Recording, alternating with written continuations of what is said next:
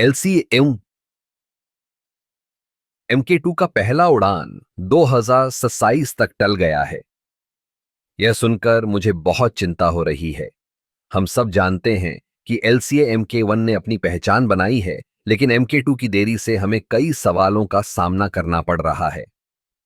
क्या हम अपनी तकनीकी प्रगति में पीछे रह जाएंगे?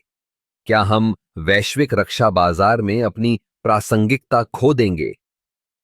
LCA MK2, जिसे हम तेजस का अगला संस्करण मानते हैं, भारतीय वायुसेना की जरूरतों को पूरा करने के लिए डिजाइन किया गया है।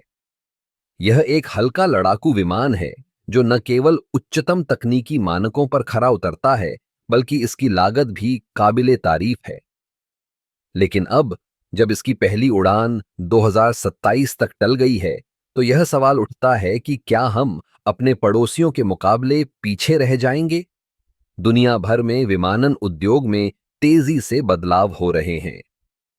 नए और उन्नत विमानों की रेंज में भारत को अपनी स्थिति बनाए रखने के लिए तेजी से काम करना होगा।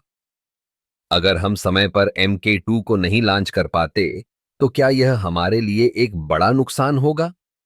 क्या हम अपने पुराने विमानों पर निर्भर रह जाएंगे, जबकि अन्य देश नई तकनीक में निवेश कर रहे हैं? इस देरी का एक और पहलू है हमारे युवा इंजीनियरों और वैज्ञानिकों का मनोबल।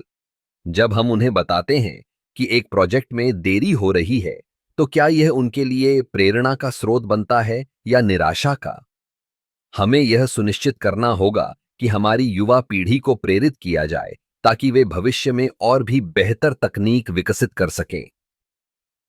इसके अलावा हमें यह भी देखना होगा कि क्या सरकार और रक्षा मंत्रालय इस प्रोजेक्ट को प्राथमिकता दे रहे हैं। क्या उनके पास एक ठोस योजना है जिससे हम समय पर MK2 को लॉन्च कर सकें? अगर नहीं, तो हमें इस पर गंभीरता से विचार करना होगा।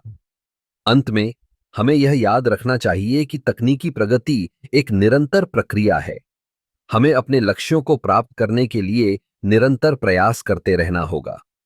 LCA MK2 की देरी हमें एक सबक सिखाती है। हमें अपने संसाधनों का सही उपयोग करना होगा और अपने लक्ष्यों को समय पर हासिल करने के लिए एक ठोस रणनीति बनानी होगी। क्या हम इस चुनौती का सामना कर पाएंगे?